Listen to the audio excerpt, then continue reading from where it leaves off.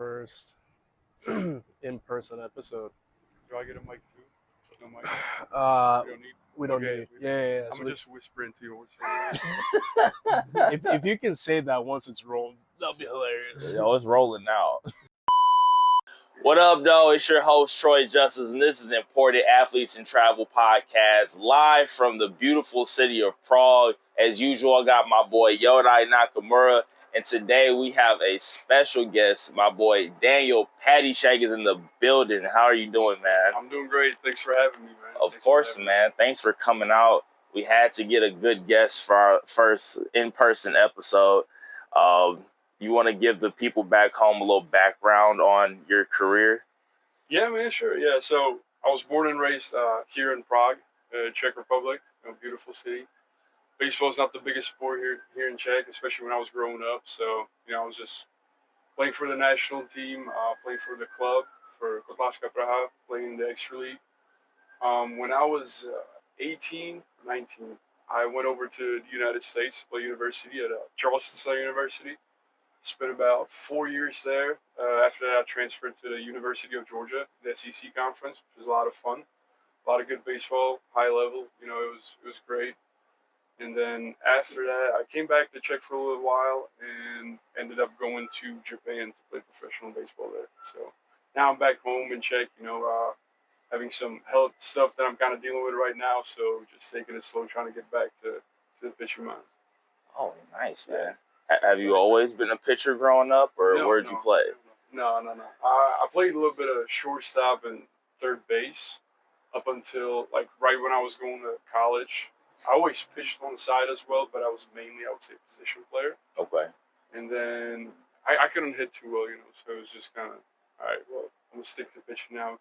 I went to the U.S. and became a PO, so that's what I've been doing since. Okay. Yeah. I don't know, man. We just had this conversation. I've heard differently. About what? Well, first and foremost, I heard you're a lefty. You're a lefty hitter. Heard you used to crank it out of the park. Yeah, back in the day. I could do that, but once you start throwing decent velocity, about 88, I struggle with that a little bit. Yeah. Or the curveballs. You start seeing this, and then this, and then this, yeah, and right. then this. Start striking out. It's not as much fun. So you're going to be on the other side now of yeah, striking people exactly. out. I think it's more fun that way. Yeah, that is for sure. What would you say, especially, coming from the Czech Republic back when you were younger, what influenced you to start playing baseball? So my dad used to play baseball when he was younger. But obviously, we didn't have much. We got all the fields, all the national teams, the international tournaments. They didn't have that back then during the communist regime, obviously. So it was a little bit different. It was more like low-key kind of baseball. And so I was supposed to play hockey when I was younger. I feel like that's what most kids here do. It's our biggest sport. But my dad was like, "You want to try baseball?" So I tried it out. It was fun. I wasn't that good at it, but it was just I enjoyed playing, so stuck around, and eventually that's what I do now. So, Nice. Yeah. Been playing for some time too. So since you've been around the Prague baseball scene much longer than all of us, you're originally from here. So my first time out here in Europe was 2021. It was, mid-COVID, but we worked around that. You guys were able to host PBT, Prague Baseball Week. All these international teams were able to come in. But just from my 5 years in Europe and just checking out the European baseball scene, I would say the Czech Republic is very active in hosting tournaments, inviting all these international teams over. The national team, you guys have the Asia trip, the Korea trip coming up, USA trip that you guys had. What would you? Has it always been that way, where the Czech Republic is always trying to go global? No, not at all actually. So we had a good previously. The previous coaching staff of the Czech national team, they were American. Okay. So we always play we would go to Arizona and play teams like that, or we would, play good competition, but it wouldn't be that kind of a goal. But I think what started this was the WBC in 2023. Okay. When we, it was our first appearance there, and actually ended up winning one game. So it was just so now the whole world kind of knows that we play baseball. Before that, I don't think that was really the case. It was more just focus on the European scene, trying to play the European Championship. So now I feel the goal is to make it kind of global. And I think it gave, like a lot of fans, like they didn't even know we played baseball. So Yeah. now, like you can see if you go to like the national team games, like you can see people actually be a lot more interested in baseball. Yeah, you guys definitely have a very diverse fan base. I mean, you saw how the Japanese fans fell in love with you guys. This is like the first time in my overseas career I'll be like, yeah, I'm going to Germany next. I'm going to France next. They're like, oh, okay, they have baseball. Good luck. This off season, bro, I was like, yeah, I'm going to the Czech Republic. Like, oh my God, the Czech Republic! You're gonna go see Escala. You're gonna go see Trevecca. Like the first time people actually recognized and they're like hyped about it. So nothing but respect to you guys, because that was awesome watching you guys, man. Oh yeah. Us being around the European baseball scene, like we know who the good countries are, but for them, like you said, they didn't know. And it's like, finally, you guys got what you guys deserve, You guys can play. But with that being said, Tokyo 2023, how was that? It was fun, man. It was like, so I was in the middle of my, I think it was senior year or junior year in college. Mm-hmm. And we were in the middle of the season, so I was just like, I basically disappeared for 2 weeks. And it was like going to like a different reality, Okay. You land in Tokyo, you get this big league treatment, you stay in the nicest hotels, you get good food, play in front of like 35, 40,000 fans. Yeah. So it was just like this is, it didn't feel real, And then when I came back to the US, I'm like, okay, well, it's like you get to experience something like that. And then going to like college baseball was just, I don't want to say it wasn't as much fun, but it was a little bit different, Yeah. You get to play like regular games, but it was totally insane. The fans were great. Like you already mentioned, the Japanese fans, they love baseball over there. So that was a lot of fun for sure for all the guys. I mean, because our team kind of consisted out of people that work regular jobs, So it's just so it's like for them to experience this is huge, So it was a lot of fun for sure. I know it must have been hard making that transition from college ball in the States to going on that big stage. What was the transition like for you coming from here and then going to America to play college ball? Yeah, so I didn't really know what to expect, kind of. And I think that was essentially a good thing because I was a freshman and I was just there. I mean, they were talking college play. I didn't know nothing about it. I didn't know like D1, D2, D3. I didn't know the difference what that was. So I was just there to play baseball. And I think essentially that helped me because like I didn't really put that much pressure on myself, and it helped me actually play well, perform. So I was fortunate enough. I'm grateful for that I was able to play as a freshman. Because these days, like playing as a freshman at a D1 school, like it's tough sometimes, especially with the transfer portal and all that kind of stuff. Yeah. So I was fortunate enough to play from my freshman year, which like just gave me so much, like a lot of experience for that age. So like I said, I didn't really know what to kind of expect from it, and I think essentially that was a good thing because it was just like, I'm a freshman, and freshmen don't usually play their freshman year, but it's whatever, Oh, yeah. I don't really care about that. How did you get connected with Charleston Southern and going over there? How did you get that opportunity? Yeah, so like I already mentioned, the previous coaching staff for the Czech national team, they were American. They have an academy in Raleigh, North Carolina called the Pro 5 Academy. And so whenever there would be someone young on the national team that could kind of play, like they would just invite us over to play for like a month or 2 months, play some tournaments in front of scouts and college coaches. And that's essentially how I got recruited to go to Charleston Southern. So it's because of them. They always helped us. They helped us when we were in the States, right? Because it's a little bit different than like living here in Czech. Oh, yeah. So they helped us with all that, get adjusted to the culture, and get used to kind of like experience the American way of playing baseball, right? Because it's a little bit different than what we do here. Oh, yeah. But they helped us a lot. It was me, a couple other guys, ended up going to D1 schools too. So it was good. Yeah. What would you say were some of the culture shocks that you experienced coming over to the U.S. compared to where you're from? I would always, like, living in Prague, you don't, like, honestly need a car. You just get around. And then I got to Charleston, and everything's like 10 miles away from each other. So it's just like, there's no way you can walk anywhere. You need a car at all times, all the drive-throughs and stuff like that. So that was a little bit different, you know. But I knew about that when I was going there. So it wasn't that big of a shock. You know, it was just something that you kind of gotta get used to. And obviously the language.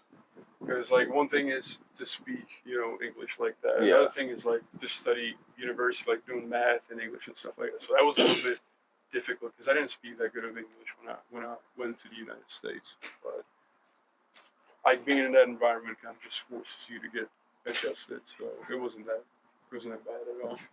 Man, I never thought about how Yeah. math would be That's what I'm saying. Yeah, that's for yeah. somebody that doesn't speak English. Yeah, exactly.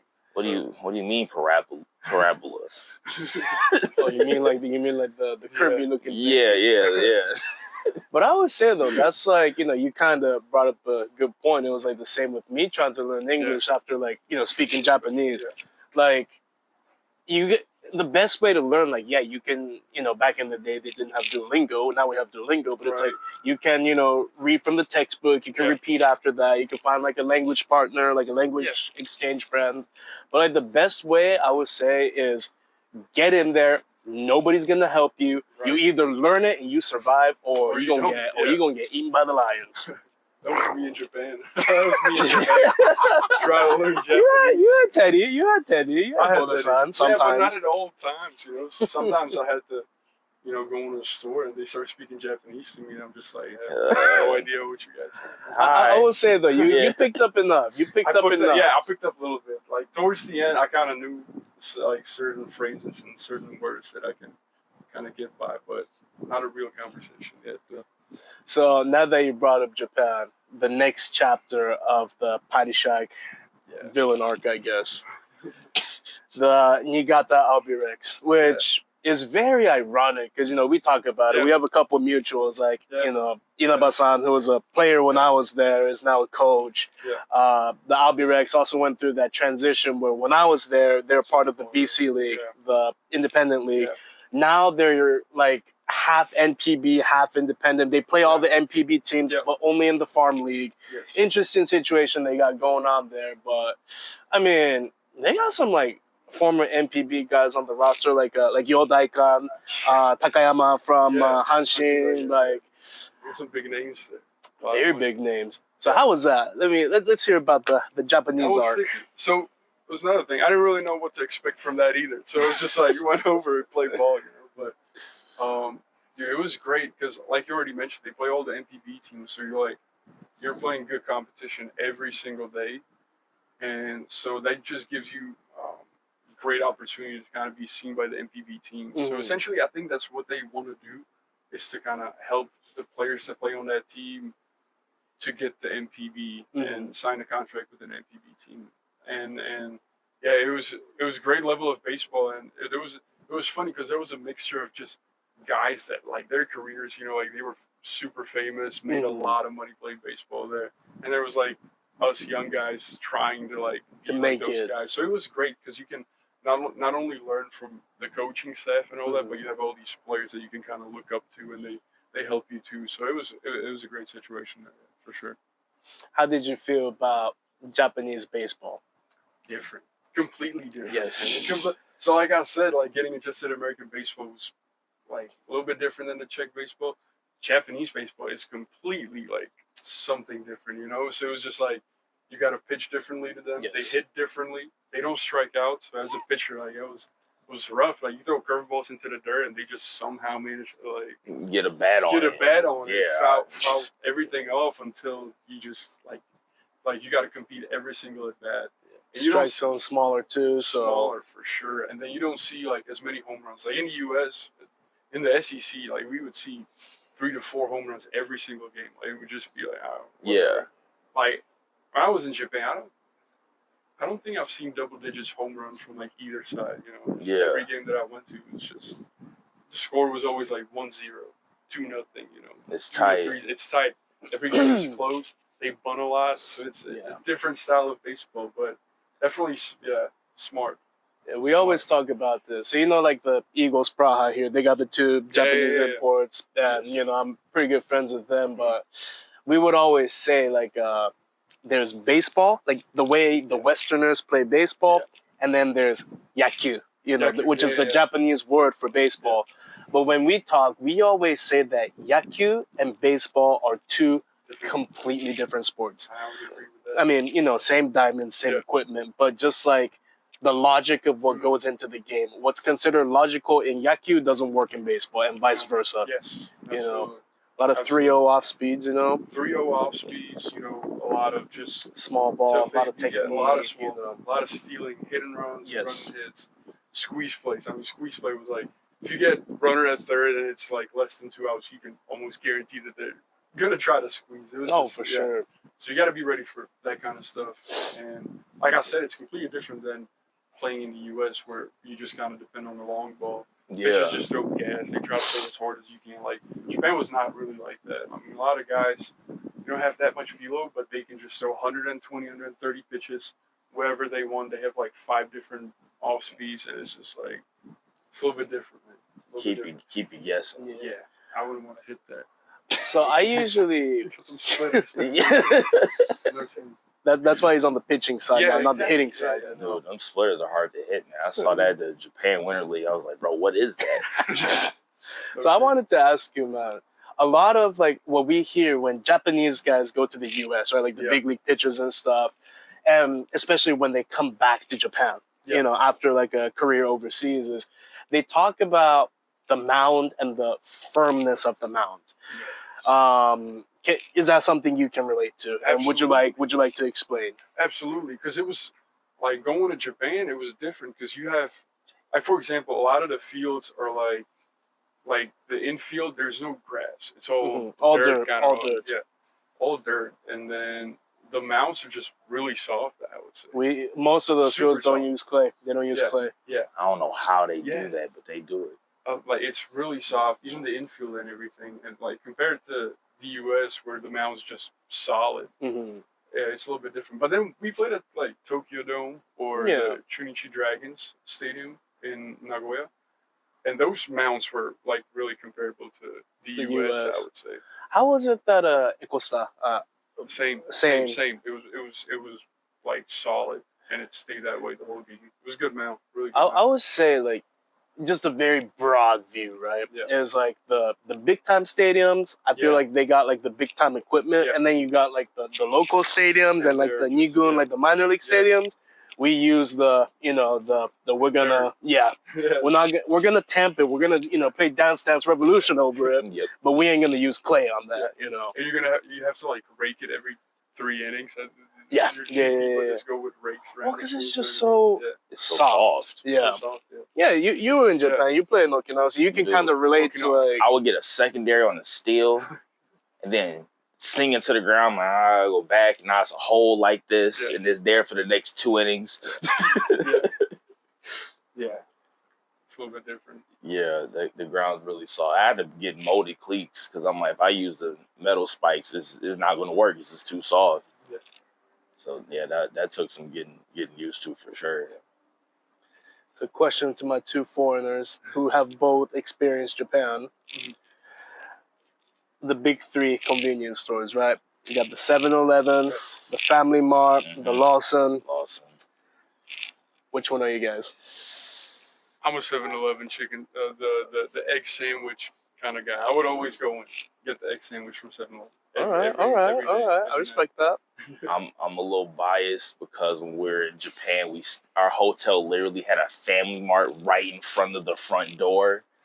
So Family Mart for the win. I would get the ramen there, top tier. You mean like the prepackaged, like the microwavable? And then I can't remember what it's called. It's like the chicken with fried the rice chicken? on top of it, and then it's like wrapped in seaweed. It's like a little triangle. When you get like the rice balls. Yeah, we get that, throw that in the microwave real quick, and eat it on the way to the field, man. Don't get no better than that. See, I kind of use both of them. Lawson's out of the picture for me. That's yeah. I would say Family Mart definitely has the cheaper and better chicken, I feel like. But when it comes to like the packaged food, like the ramens and the pastas, I gotta go 7-Eleven. I think so too. and then the booze are all the same price, so it doesn't really matter. But Whatever's closest. got to get my strong zero, you know. It's open 24/7, so that's It's dangerous, man. It's so dangerous. I didn't have to go anywhere, bro. Like, you hungry? Let's go downstairs to the Family Mart. They have everything you need. So, Paddy, since you've like traveled all around, so we're gonna kind of get away from the convenience store aspect of it. After like studying in the U.S., having a stint in Japan, and all that, what would you say is like the biggest takeaway for you about playing overseas? Like, what would you say it's like the people you met? Would you say it's like the different baseball you experienced? Like, what have you felt so far? From all the places that I've Yeah, played? yeah. Just give it like a review, like a Yelp review. Yelp review. It was just, I think it's great to kind of get outside of like your comfort zone. I mean, I get it's a common saying, everybody says that, but it's really good to get as much experience as you can possibly get. And so I encourage you, if you're a baseball player, you have a chance to go play anywhere outside of your country, like do it, because you're gonna make great memories. You're gonna meet great people, and like going to Japan, the food was great. So it's just like all of that. Like the baseball part is great, but everything outside of baseball is also great, and it's gonna be like those memories are gonna be there forever, I would say. So I mean, you guys know it, right? Oh yeah, because you guys played in different countries, and it's just like, and even for baseball, I mean, you get experience from a bunch of different styles of baseball, and then like you can always kind of take away the good things from it for yourself, for your personal growth. So I'm super grateful for the opportunity I've been given, that I could play in the U.S., play in Japan, play around the world, meet a lot of people, and you make a lot of friends. And yeah, if you have a chance to do it, I would definitely encourage you to do so. This is good. Maybe the one piece was all the friends we made along the way. Maybe that's what it is. The friendship, the power of The friendship. power of friendship.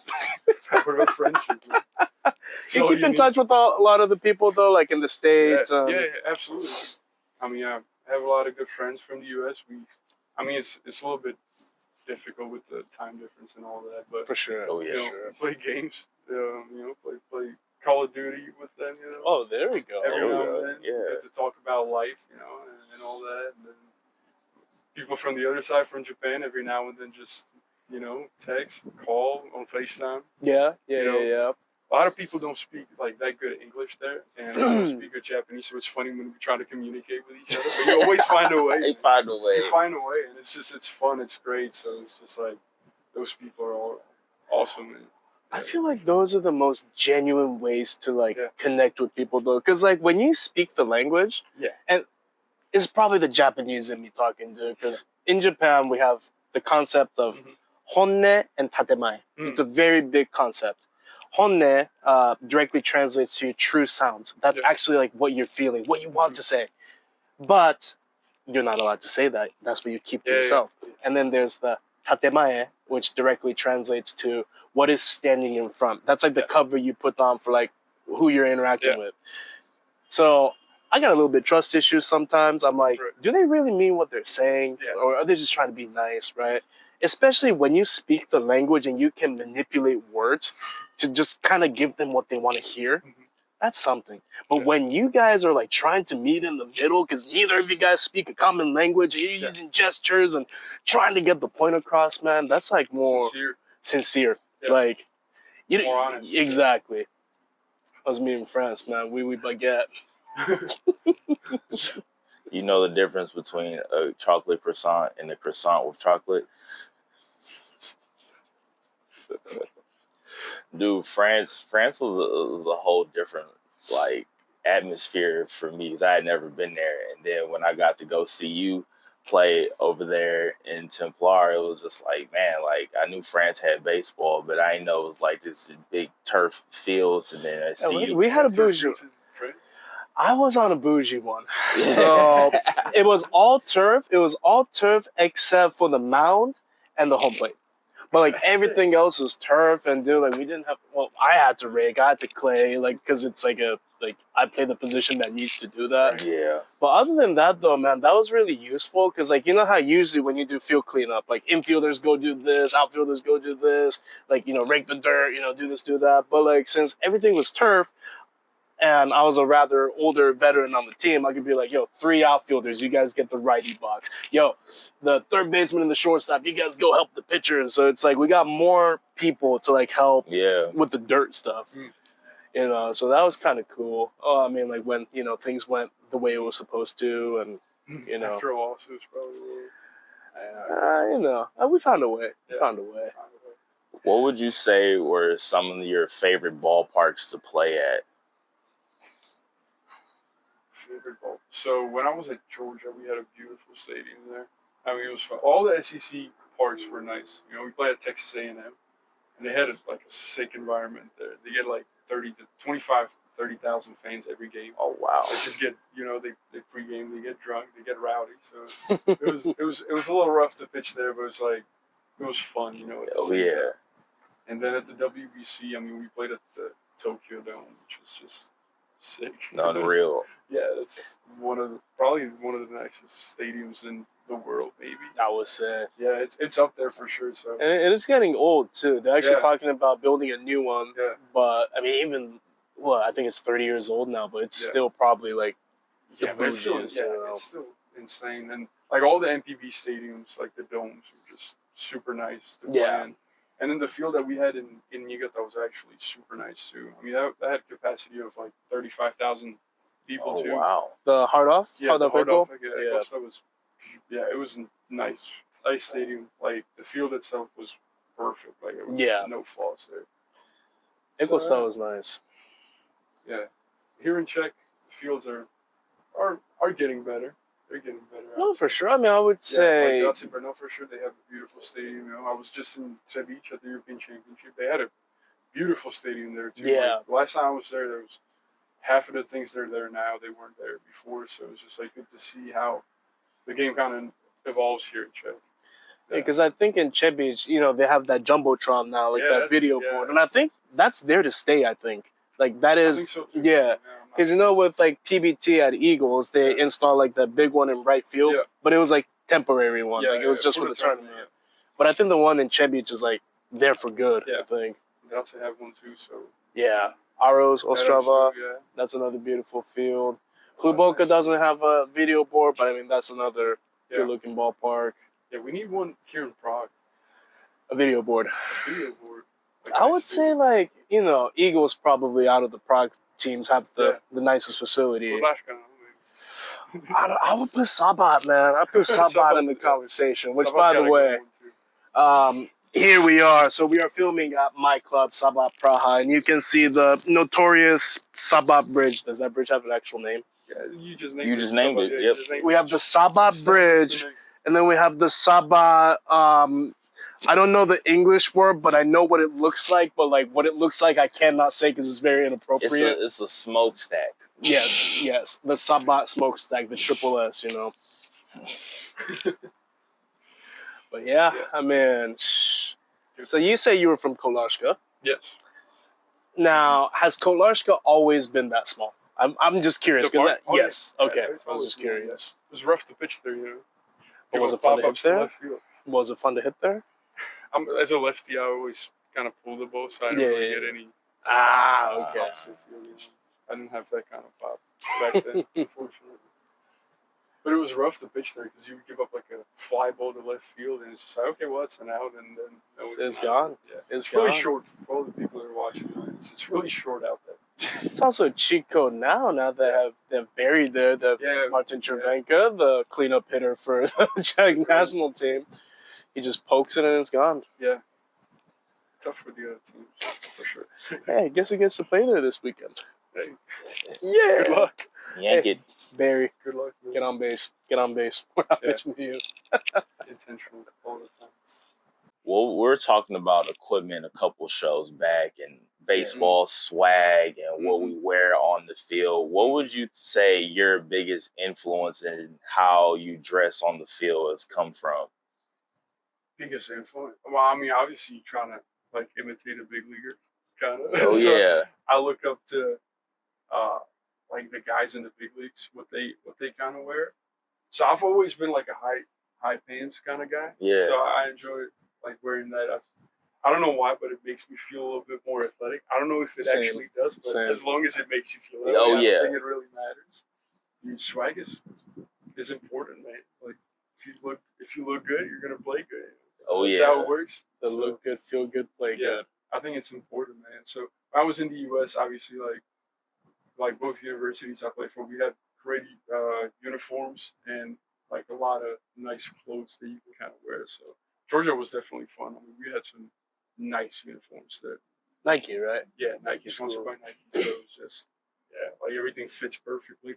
Get it tailored to your needs. But at the same time, like you don't want to kind of depend on it. Like if you want to wear nice clothes and you can outperform, like it's not that way, but obviously it helps a little bit if you feel comfortable. Yeah. In your clothes.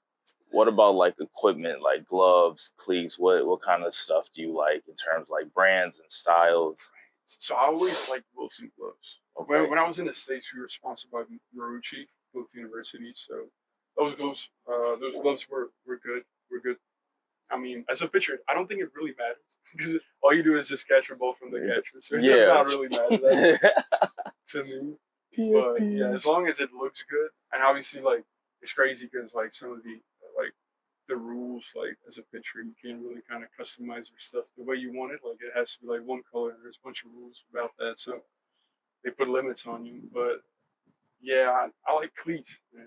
I like nice cleats. You know, I'm a big fan of Nike cleats.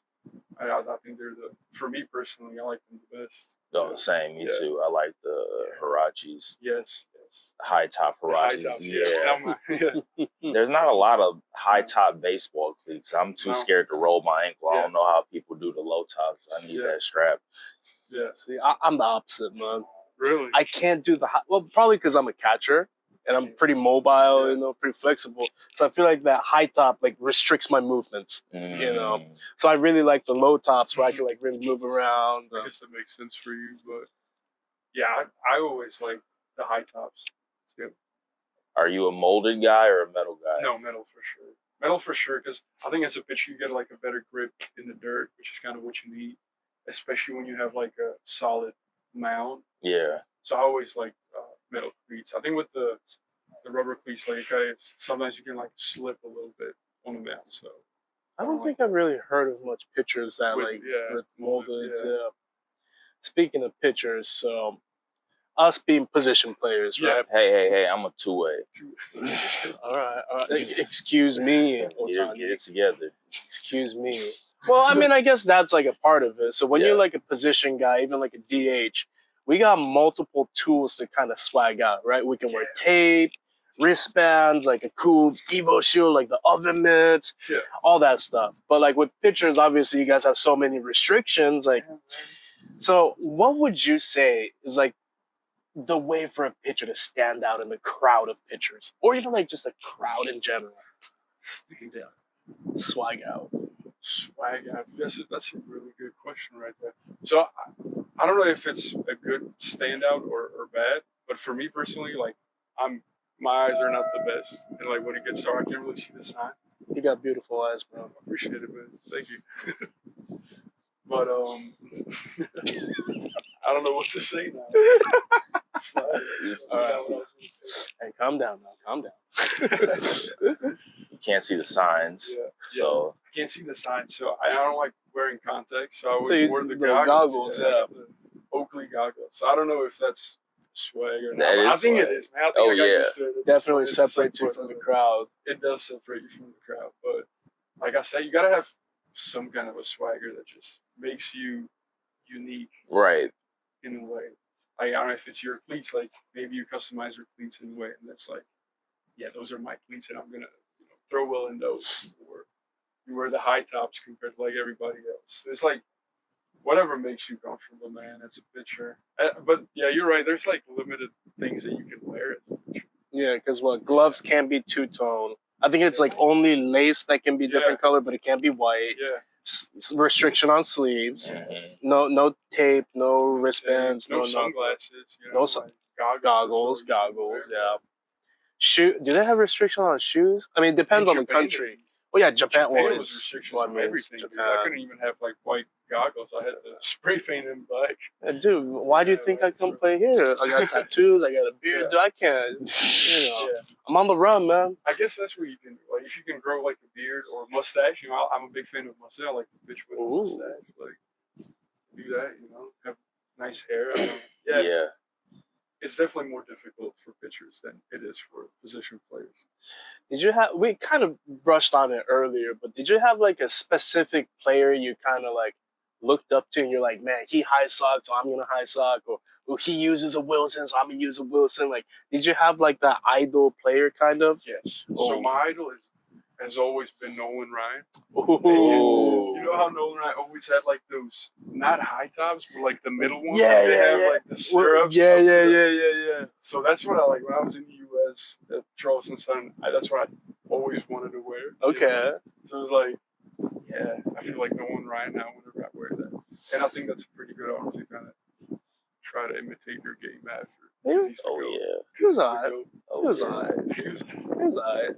Well, next step for you is you got to get like that old school like one finger glove. You know what I'm talking about? Yeah. I don't know about that one, but maybe. Nolan Ryan, that's a solid one. That's solid. Really. What about you? For me, do you have an American player that you imitated? I have both. Japanese? I have both. So when I was growing up, so I'm originally from Fukuoka, right, where the Hawks are, and so he played a little bit with the Mariners too. Kenji Jojima. Mm-hmm. He was the first Japanese-born catcher to play in the MLB. Okay. And so because of that, he was like a big influence on me, right? He was like a big Nike guy. But then like when I started going to the U.S. and like I started watching all that stuff, a big guy that I fell in love with was Jason Varitek, the captain from the Red Sox, And I was like, dude, bearded catchers? Heck yeah, That's why you have a beard? Well, I don't know how I do this. Like you saw Japan. No, obviously, like clean shaven is a very big part of the culture. Yeah. But like nobody in my family can grow this. And how I discovered this was 2017 or 18. It was like one of my last years in the USA in college. I got food poisoning from like the Thanksgiving food, I think. Because it was just like a bunch of kids who couldn't go home, who stay in the dorms. So we did like a Friendsgiving. Yeah. I don't know if we cooked the turkey right, but I got like really bad food poisoning. I couldn't move for like 2 weeks. And since I couldn't move, I couldn't shave, I couldn't do nothing. And like I couldn't even look at myself in the mirror when I wake up. 2 weeks later, I'm like, yo, I got this. I can grow one. Wow. And since then. So for everyone who's watching, if you can't grow a beard, go eat like raw chicken or something. Food poisoning, way to go. And then you might be able to grow one. But yeah, so for me it was. Don't do that. Don't do that, please. That was a joke. Don't do that. Really? Maybe try some Jamaican black castor oil, rub it on your face. Maybe, Or just don't shave and see what happens. You never know. It was No Shave November actually, because Thanksgiving. Oh yeah. Okay. Yeah. Yeah, makes sense. But yeah, so to answer your question, Kenji Jojima, the Japanese side, and then Jason Varitek. And recently, I would say a guy that really, I think has a lot of swag is the younger Contreras on the Brewers. He's got swag. I like him. Good boy. You? Do you have like a current guy? Justice, you too? Or when I was a kid, I was a big Griffey fan. Big Ryan Howard fan. Howard. Tall guys wear the pants down, some wristbands, just the parachute pants. Oh yeah. No, their pants weren't that baggy. Yeah. Now I got it. Oh yeah. He got this. I had to wash that. I had to wash that for him like 2 nights ago. He comes in my apartment. He goes, man, I need to do laundry. I'm like, hey, here's how you do it. We take it out, put it on the drum rack. I'm like, yo, who got these 5XL parachute pants over here? Some MC Hammer looking baseball pants. Dude, they're as big as you are, man. These pants. I had ordered a 3X because I wanted them to be a little bigger, but I didn't know that they were a relaxed cut. I didn't even know they made relaxed cut baseball pants. No wonder they were on sale on Amazon. So I get them, and some of my teammates got some, so my whole team, we got parachute pants on. But, Baggy's back in style, so maybe we're maybe we're on to something. Trend it comes and goes, man. I mean, do you guys remember, like, so now we have, like, the baggy pants, right? Before those, when, like, all the pants have, like, the elastic, remember the guys who used to cut it? They used to cut the side and then they would, like, hook it over, or they stretch it out and they, like, clip it to the bottom of the heel. Bro. In Japan, we had those pants where you put it underneath your shoes. In Japan, we got, like, the little rubber strap. Yeah, right? you got the rubber strap. No, I'm talking, like... They would take their back spike, put a hole in the pants, and clip it on the back. I saw that for the first time in the States. I'm like, dude, you're going to ruin your pants. It's like, No, I used to know a few guys in high school that would do it with their flare pants. They were too long, and they didn't want to cut it, so they just snap it on the back real quick and just let it play. So do you guys have, like, a current guy, though? I don't know, Patty, you look like a Skeens guy. I don't know why. Skeens is good, man. I mean, because I see you training all the time. You got the water bag. Well, because we had the same coach in college, right? So okay, that's right. That's right. We had the same coach, so I get to train with Skeens a couple of times too. I get to see him, do his thing, which is pretty cool. He's pretty good at what he does. He's all right. He's all right. Favorite pitcher there right now? Obviously I like to watch him pitch. I just like pitchers when they kind of dominate. I like Scooble too. I think he's the go-to. I'm a big fan of Mason Miller. The closer for Padres now. Former Oakland. He just got traded, right? So he was playing the same conference as me as well. So I remember him. He was like, so back then he was a starting pitcher, and he would just be sitting like 99 to 102 the whole game for 9 innings. I'm just like, that's ridiculous. It's pretty cool. A D3 transfer, so. That's right. He was a D3 guy. So it's like I don't really have one pitcher. It's just like I like to watch the guys that are really good at what they do. Yeah. Watch them show. And so ultimately kind of what I want to do too. Shove, dominate. So hard. That's so hard. But yeah. Justice, anybody? Current, just like to watch or for swag purposes? Swag purposes. I think that goes hand in hand. It kind of does, though. Acuna Jr. is the one that pops in my mind, man. Every time I see him, I'm sitting here like, because what I've been seeing lately is like, usually guys get stuff that matches the uniform, but lately I've been seeing accessories that are not team colors, but they go with the team colors. So like with the Braves, they wear red, white, blue, and he has like the yellow. And when they wear that the red jersey, the yellow matches like the wrap around the tomahawk. I'm like, dude, that's sick. Mm-hmm. That's kind of cool to see because, believe it or not, so Patty, you probably won't believe this because you saw how strict it is in Japan. Yeah. I think Japan was one of those places where, because we have so many restrictions on team equipment, right? So cleats have restrictions. I think like batting gloves have restrictions, but you know what doesn't have restrictions? Wristbands and necklaces. Oh. So a lot of those guys in Japan, even when I was watching, like growing up, would have like a theme color. So they'll be like, so even though I play for the Dragons where my team colors are blue, I'm going to wear orange wristbands because I'm an orange guy, like that kind of stuff. Yeah.